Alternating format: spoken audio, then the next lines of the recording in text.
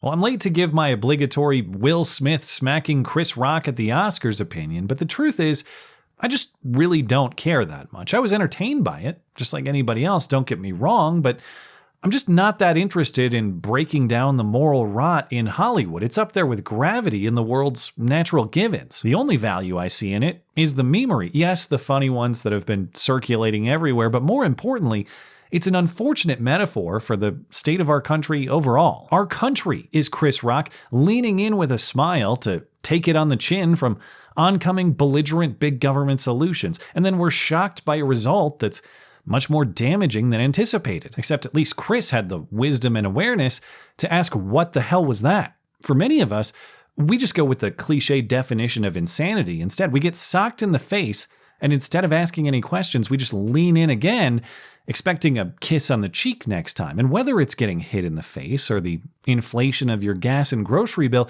we keep trying the same thing and expecting a different outcome. Oh, gas prices are high, you say? Well, how about if we just cut you another government check to pay for it? Just be sure to keep your face set to Chris Rock shocked for when you see how much higher the price climbs in response. Okay, fine. If printed money doesn't do it for you, well, how about we just steal more of it instead? It's a novel solution if we can just find enough of it to steal and dig deep, because even if they steal every dollar of value generated in the entire country for a year, it's still not enough to pay the old bills they've racked up. But there is a depth of foolishness that's deeper still than that of trusting the same people with the same plans that made the mess to clean up the mess if you'll just let them pluck one more dollar from your wallet or charge just one more lunch to your credit card. And that's letting them guilt you into believing that the mess is actually your fault, which is exactly what one of the most insane gaslighting pieces in recent memory insists.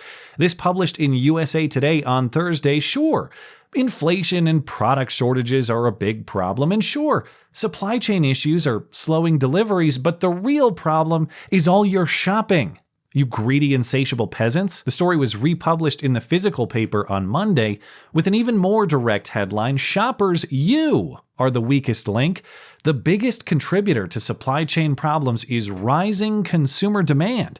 The story previewed on the paper's front page. And no, this isn't some absurd opinion piece. It's in the paper's money section, right alongside other supposed objective, factual reporting on the economy. And the fact of the matter is, according to USA Today reporters with expert consultation, the economic problems that you see are your fault. The story reads, supply chain bottlenecks are disrupting deliveries, and yes, that is contributing to 40-year record inflation, but there's a bigger culprit in the rise of the cost of everything.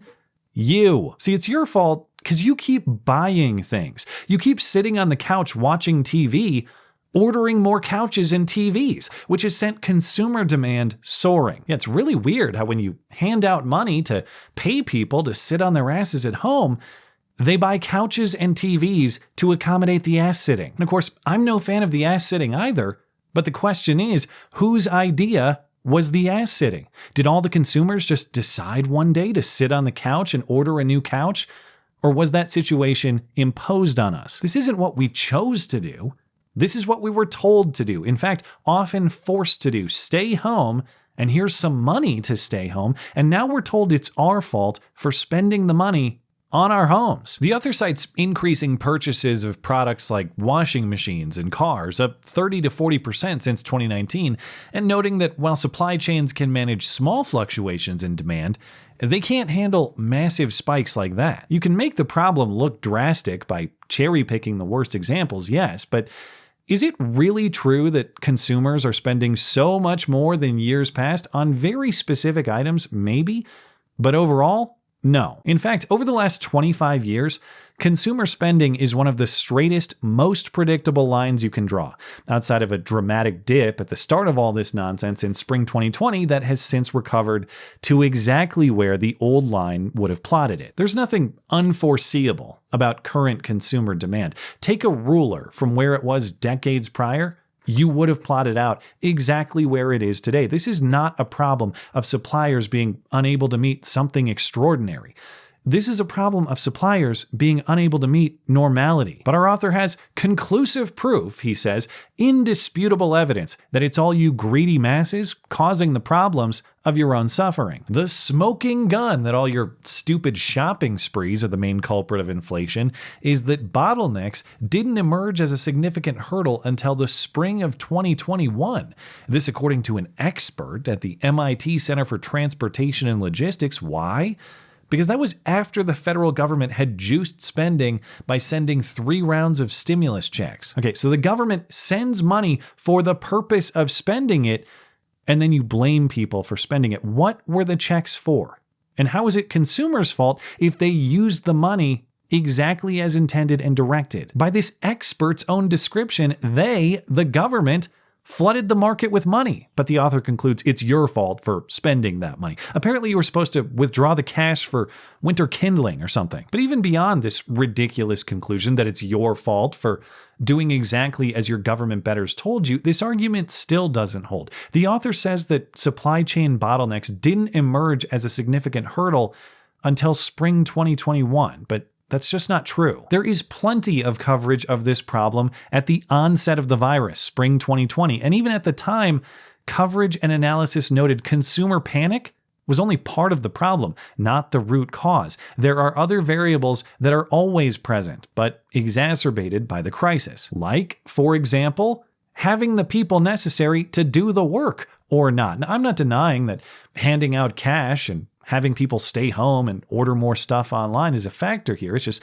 I fault the people cutting those made-up checks, not the people spending them. But to say that's the dominating factor ignores very important other ones. Because what else happened in 2021 besides wads of funny money burning holes in everyone's pockets? Mass workplace restrictions, mass quittings, mass firings, Americans leaving their jobs at historic levels. And specifically in spring 2021, workplace vaccine mandates. Ironically, the Boston Globe editorial board at the time advocated for them because supply chain problems were behind us. It's hard to get an exact number of the employment toll these mandates caused. This NPR analysis says something like 1% in many workplaces, but 1% across the country would be 1.5 million workers in a labor force that still hasn't recovered to what it was through 2019. And even if it wasn't vaccine mandates and other workplace restrictions strictly, whatever the cause is, we know that Americans left their jobs last year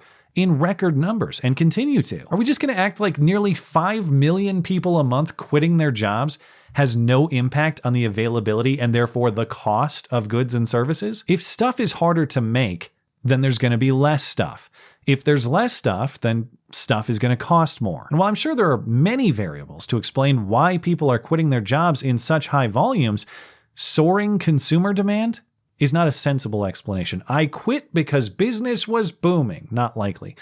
I quit because something about the workplace was unworkable. Much more likely. But our author insists either way, nothing to see here. Not a significant factor. Anyway, now that we've sifted through the specifics, I can get back to the lead that I buried, which is, what is the conclusion here? Set aside all the numbers and the charts and the metrics. What's the lesson that you're supposed to learn? It's what will likely be the Biden re-election campaign slogan, expect less. If you view the state of the country as a failure, well, that's your fault for expecting things. If coronavirus overall was an exercise in conditioning you to do as you're told uncritically, this is an exercise in conditioning you to accept deficiency. But you're not supposed to connect the dots that doing as you were told is exactly what created the deficiency. Of course, when you expect less, you're more easily satisfied, but the question is, what is a fair and reasonable expectation? This author acts like we as consumers are expecting rainbows and unicorns delivered by alien spacecrafts. No, we aren't expecting fantasy. We're expecting what was reality as recently as 2.5 years ago.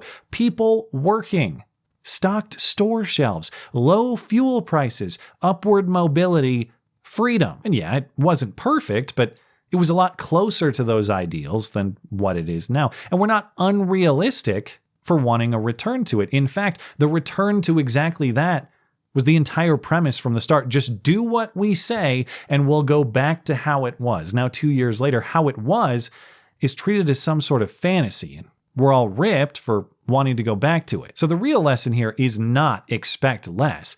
It's never let anybody else, but particularly these people, define expectations for you. You define them, you work toward them, and you achieve them. Because once you grant that these people have a legitimate presence in your way, none of those things will ever happen. If they control your expectations, they effectively control everything. If freedom isn't expected, you'll be plenty comfy in a cage. As long as your couch and your TV arrive on time, of course. But until then, maybe some comfort lentils will hold you over. Please be patient, because after all, nobody said this would be fun. Yeah, except for you guys.